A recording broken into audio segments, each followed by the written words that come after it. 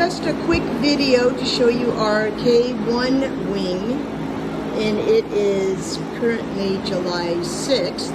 So our K1 wing, I don't know if you recall me sharing that in the future it will only be kindergarten down here. So we'll have 5 kindergarten classes.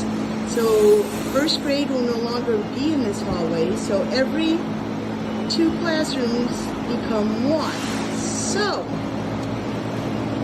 this was Mrs. H's classroom right here, and you can see now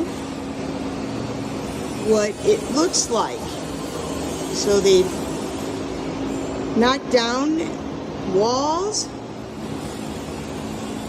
and it's just crazy. It's pretty exciting to see how all this is coming together, and hard to believe that in just a few months it's going to be a brand new amazing kindergarten classroom. This is Mrs. Ian's room.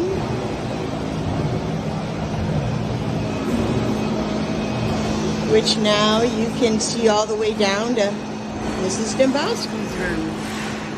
Which is pretty exciting.